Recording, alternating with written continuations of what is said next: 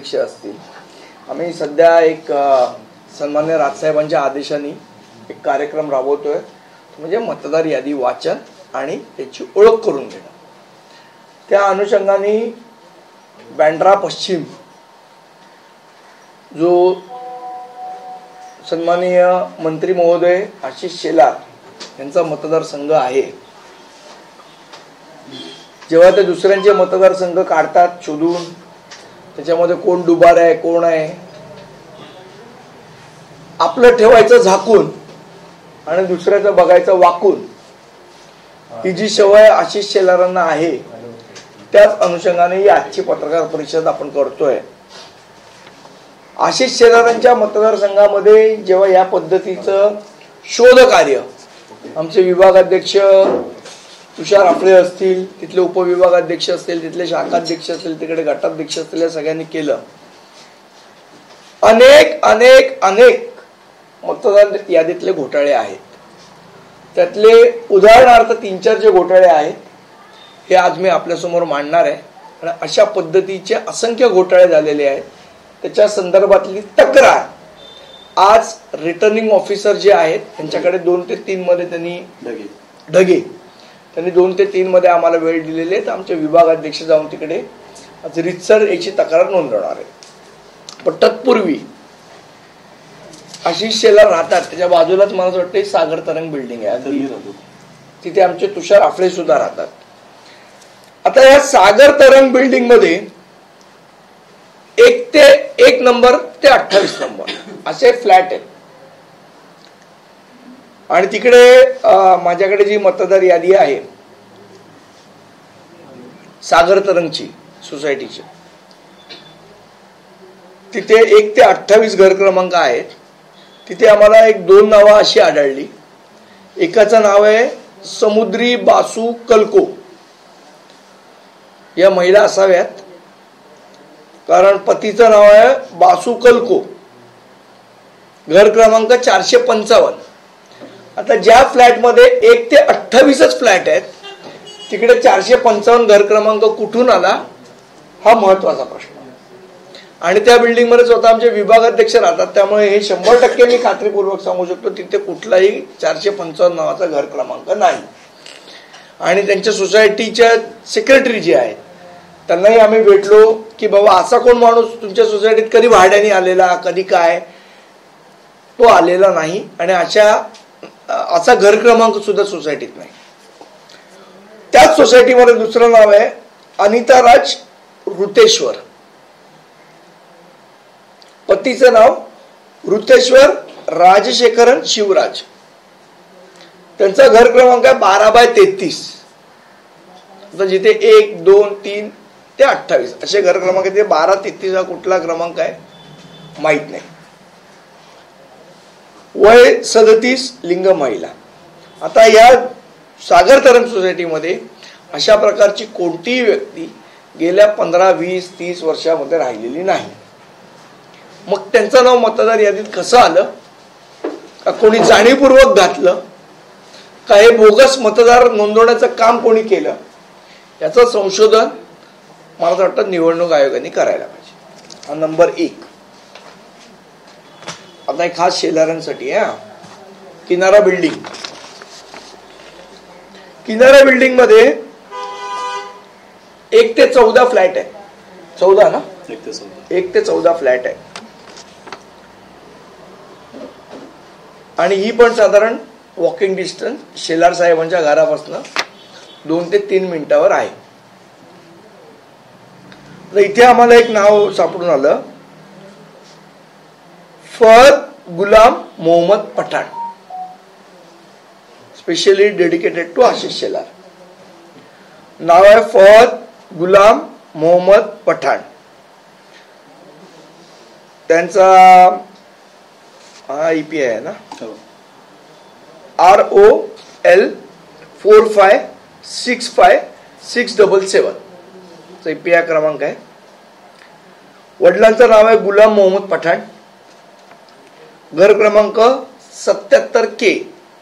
आता या किनारा बिल्डिंग मध्ये जे फ्लॅट आहेत ते 1 नंबर ते 14 नंबर फ्लॅट आहेत. मग 77K हा घर क्रमांक कुठनं आला आणि मग तो जर घर क्रमांक तिथे नाहीच आहे तर त्याची नोंदणी ही निवडणूक आयोगाने कशी केली. आणि मग आशिष शेलार हे सगळं होईपर्यंत झोपले होते का की एका मुसलमानाचं नाव त्यांच्या 3 बिल्डिंग बाजूला असलेल्या बिल्डिंगमध्ये होतंय आणि आशिष शेलारांना पत्ता नाही. आशिष शेलारांनी झोपायचं काम केलंय का यांच्या नावावर यांचं नाव जाणीवपूर्वक घुसवण्यात आलं. हा संशोधनाचा विषय. आमचा का आशिष शेलारांवर कुठला आरोप नाहीये, पण मग आशिष शेलार जागरूक नाहीत का हा महत्वाचा प्रश्न निर्माण होतो. हा झाला किनारा बिल्डिंग 1 ते 14.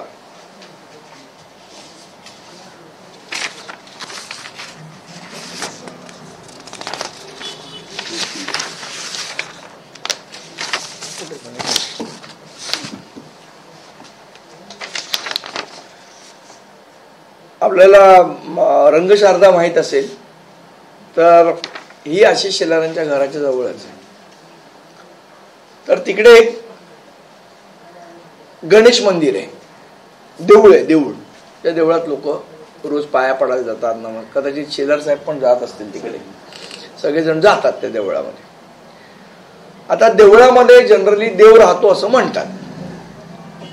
जिथे देव राहतो तिथे या लोकांनी बोगस मतदार राहायला ठेवलेले आहेत का हा महत्वाचा प्रश्न निर्माण होतो. आता त्या देवळाचा पत्ता देऊन तिथे एक 5 नावं त्यांनी टाकलेली आहेत आणि त्यांचा पत्ता काय आहे तर महासागर गणेश मंदिर, कृष्णचंद्र मार्ग, वांद्रे पश्चिम. तर इथे कोण कोण लोक राहत आहेत. यज्जू सुब्रमण्यम, वडिलांचे नाव VT सुब्रमण्यम, घर क्रमांक 24/32, वय 23, लिंग पुरुष. दुसरं नाव सानिध्य अरोरा, वडिलांचे नाव संजय अरोरा, घर क्रमांक 2471, वय 29, लिंग पुरुष. दीपक वाधवानी नंतरचं नाव, वडिलांचं नाव गोविंदराम वाधवानी, घर क्रमांक 54/24, वय 50, लिंग पुरुष. नाव दीपिका रमेश वाजपेयी, वडिलांचं नाव रमेश वाजपेयी, घर क्रमांक 24/52. आता इथे आनंद सागर पण लिहिलेले. वय 43, लिंग महिला. आता ही सगळी परप्रांतीय नावं घुसवण्याचं काम हे कोणी केलंय आपण बघितले तर यातली 90% नावं ही परप्रांतीय आहेत. मग ही परप्रांतीय नावं घुसडवण्याचं काम हे भारतीय जनता पक्षाने केलंय का? मनसेने तर केलं नाही. परप्रांतीयांची मतं आपल्याला मिळावी यासाठी आशिष शेलारांनी नावं घुसडवली आहेत का? भारतीय जनता पक्षाने नावं घुसडवली आहेत का? याला संशय निर्माण व्हायला जागा आहे. परप्रांतीय महापौर करायचा म्हणून जास्तीत जास्त परप्रांतीय नावं घुसवण्याचा पराक्रम हा भारतीय जनता पक्ष करतेय का हा महत्वाचा प्रश्न इथे निर्माण होतो. ही उदाहरणादाखल तुम्हाला मी दाखवलेली आहे. याच्यापेक्षा मोठा घोटाळा हा शेलार साहेब यांच्या मतदारसंघात होतोय आणि परप्रांतीयांची नावं जाणीवपूर्वक या मतदार यादीत घुसवली जात आहेत जेणेकरून यांचा जो डाव आहे परप्रांतीय महापौर करायचा त्याला बळ मिळावं याच्यासाठी हे धंदे चाललेले आहेत. यांना मराठी नावं नका नाही घुसडवत, परप्रांतीय नावं का घुसडवतात हे लोक?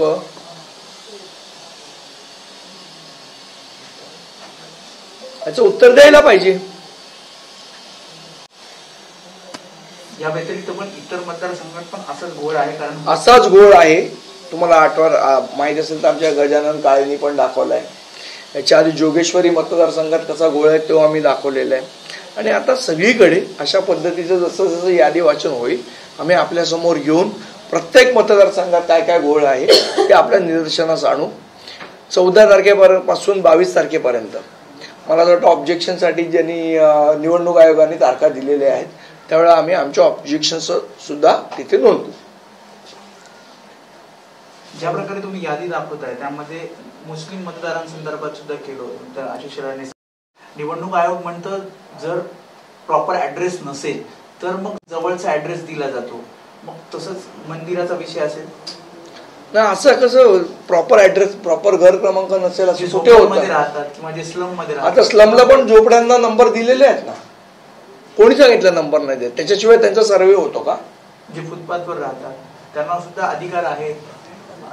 नाही, मग तुम्ही फुटपाथ मेन्शन करायला पाहिजे ना. आता समजा इथे बाहेर फुटपाथ आहे, बाबरेकर मार्ग फुटपाथ मेन्शन करा, घर क्रमांक कसं काय मेन्शन होतं?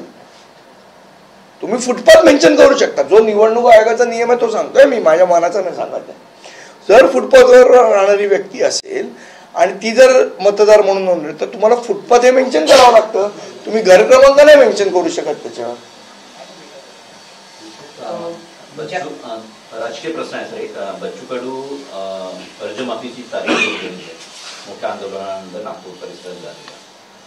विखे पाटील म्हणते त्यांची गाडी फोडून दाखवा, मी तुम्हाला 1 लाख बक्षीस देतो, असं त्यांचं म्हणणं आहे. म्हटलं हा प्रश्न तुम्ही बच्चू कडू किंवा विखे पाटलांना विचारला पाहिजे. नाशिकमध्ये आता मनसेची बैठक झाली, त्या बैठकीमध्ये स्थानिक पातळीवर त्यांनी युतीची घोषणा केलेली आहे असं कळतं आहे. इतर ठिकाणची काय परिस्थिती आहे आणि इतर ठिकाणी अशाच पद्धतीने निर्णय होतील असं वाटतंय? मला असं वाटतं या संदर्भातला निर्णय राजसाहेब नेहमी घेत असतात. कदाचित साहेबांनी या गोष्टीला मंजुरी दिली असावी. आणि हा स्थानिक विषय आहे, स्थानिक राजकारण काय आहे, स्थानिक काय परिस्थिती आहे त्याच्यावर स्थानिक लोक निर्णय घेऊ शकतात. अर्थात सन्मान्य राजसाहेबांच्या आदेशाने. मुंबईमध्ये 227 पैकी किती जागांवरती निवडणूक लढवण्यासाठी खरं तर सध्या मनसे तयारी करत आहे? 227 अजून तरी आम्ही कोणाची युतीची चर्चा केलेली नाहीये. हा विषय सन्मान्य राजसाहेबांचा आहे. ते ज्या वेळेला त्याच्यावर निर्णय घेतील त्यावेळेला आम्ही आपल्याला माहिती देऊ शकेन त्याच्या संदर्भात. पण काही ठरवण्यात आलंय की आपण किती जागा लढू शकतो जर युती झाली तर? नाही, कसं आहे, हे सगळे आमचे आपापसातले चर्चेतले विषय आहेत. या संदर्भात आता पत्रकार परिषदेत बोलणं योग्य ठरणार नाही. ज्यावेळेला सन्मान्य राजसाहेब निर्णय घेतील त्यावेळेला निश्चितपणे आम्ही त्याचं उत्तर देऊ तुम्हाला. जसं नाशिकमध्ये झालं तसं मुंबईत सुद्धा होऊ शकतं.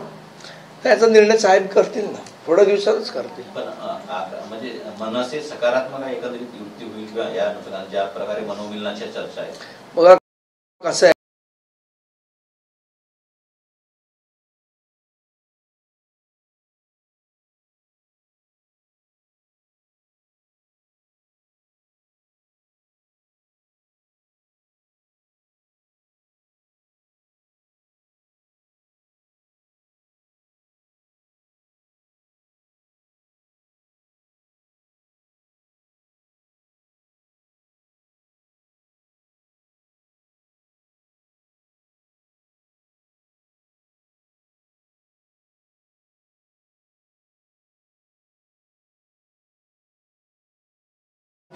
यामध्ये चर्चा झालेली आहे स्वतःच्या फेक नॅरेटिव्ह पासून. म्हणजे जे वोट चोरीचा मुद्दा जे राहुल गांधी म्हणजे तो स्वतःचा त्यांचा जो फेक नॅरेटिव्ह आहे वोट जीएचा त्याच्यापासून सांभाळवा असं ते म्हणतायत. ठीक आहे ना, हरकत नाही. आता ऍक्च्युली KM रुग्णालयामध्ये मंगलप्रभात रुग्ण गेले होते. काही वर्षांपूर्वी तुम्हाला आठवत असेल की मंगलप्रभात रुग्ण मुंबई महानगरपालिकेच्या मुख्यालयातल्या एका भाजपच्या कार्यालयामध्ये त्यांनी एक टेस्ट टाकला होता पालकमंत्री म्हणून, आणि तिथे ते जनता दरबार घेत होते. आता कदाचित तो बंद करण्यात आलेला आहे. त्यामुळे आता मला जरी तिथे माझा जनता दरबार बंद केलेला असला तरी मी जनता दरबार घेऊन राहीनच अशा पद्धतीचं वक्तव्य त्यांनी केलेलं आहे. कुठेतरी शिंदे विरुद्ध भाजप असा संघर्ष दिसून येतोय का? कारण शिवसेनेच्या जनता दरबार घेऊनच दाखवीन. त्यांना अडवलं कोणी जनता दरबार घेऊन आता म्हणून? रोडांना अडवलंय का कोणी? कशाचाही तलवार घेऊन उठायचा याला काय अर्थ नाही ना. कोणी त्याला विरोध केला असेल आणि मग ते बोलले असेल, कोणी विरोध केला की तुम्ही जनता दरबार घेऊ नका म्हणून? त्यांचं कार्यालय बंद केलं, त्यांच्या डेस्क त्यांचं कार्यालय नव्हतंच. स्वतःच्याच कार्यालयात जनता दरबार घेतला पाहिजे. दुसऱ्यांच्या कार्यालयात जनता दरबार कशी घेऊ शकतात? रुग्णालयामध्ये त्यांनी एक हेल्प डेस्क तयार केलेला होता, जो एक प्रकारचा जनता दरबार होता, तो रद्द करण्यात आला किंवा प्रशासनाने असं आहे. उद्या जर तुम्ही लोडांना हेल्प डेस्क मनसे करेल, सगळेजण करतील, हे पॉसिबल नाही ना. हे नियम बाह्यच आहे. महायुतीतल्या अनेक नेत्यांचे घोटाळे बाहेर येत आहे. आता प्रताप सरनाईकांनी मीरा भाईंदरला 4 एकरची जागा जी 200 कोटी त्याची व्हॅल्यू होती परंतु 3 कोटीमध्ये घेतलेली आहे. ठाण्यामध्ये असे अनेक घोटाळे त्यांनी केले. परंतु ठाण्यात कशाला, अख्ख्या महाराष्ट्रात घोटाळे झालेले आहेत. मला असं वाटतं एकदा शासनाने त्याच्यावर व्हाईट पेपर द्यावा की त्यांच्या जमिनी किती होत्या, किती करोड रुपयांच्या होत्या आणि किती कोटी रुपयांना कोणाकोणाला विकल्या. एकदा शासनाने व्हाईट पेपर त्याच्यावर दाखवावा, व्हाईट पेपर काढावा ना. ऍसेट मध्ये आपण काय विकतोय आणि कोणाला विकतोय हे जर सरकार पारदर्शक असेल तर त्यांनी त्याच्या संदर्भातला एक श्वेतपत्रिका काढावी. मुंबई उपनगरामध्ये सर्वात मोठा घोटाळा सध्या कचऱ्याच्या गाड्यांमध्ये होताना पाहायला मिळतो. अनेक कचऱ्याच्या गाड्या अशा आहेत ज्या नुकसानग्रस्त आहेत, काचा फुटलेल्या, दरवाजे गेलेले, तरी त्या गाड्या. मुळात असं आहे की कचरा उचलण्यात घोटाळा याच्या संदर्भातली पत्रकार परिषद आठवत असेल तर तुम्हाला गेले सातत्याने 2 महिने महाराष्ट्र नवनिर्माण सेना घेते. कुठला तरी एक गुजराती कॉन्ट्रॅक्टर आहे सनी पांडियन नावाचा, त्याला काम देण्यासाठी म्हणून या पद्धतीचे धंदे महानगरपालिका करते. हा स्पष्टपणे आम्ही आरोप केला होता आणि त्या आरोपाचा पुनरुच्चार आम्ही आज पण करतोय. जे 5,000 कोटीचं टेंडर होतं ते 7,500 म्हणजे 2,500 कोटी रुपये वाढवून त्यांना दिलेलं आहे. त्या चौकशीची मागणी आम्ही आयुक्तांकडे केलेली आहे.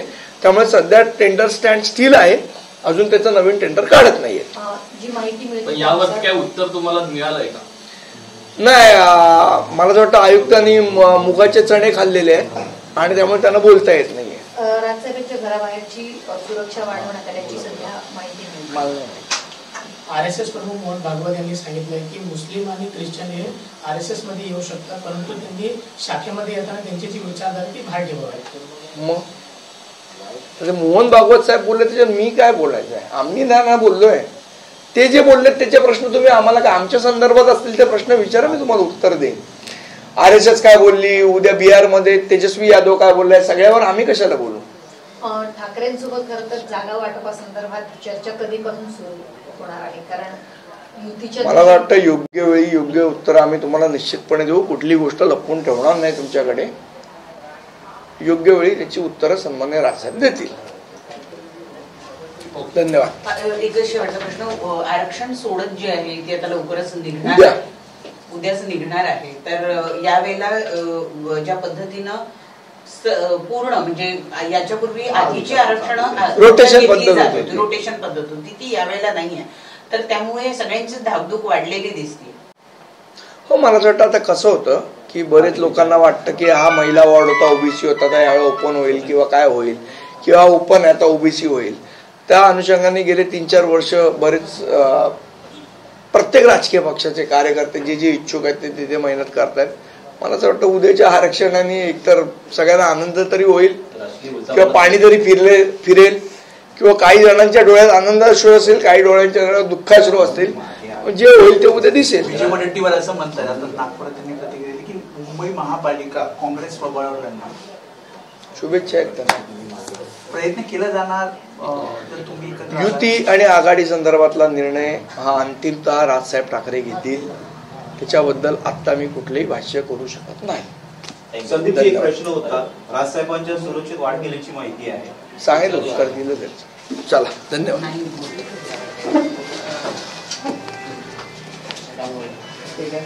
काय झालंय अचानक?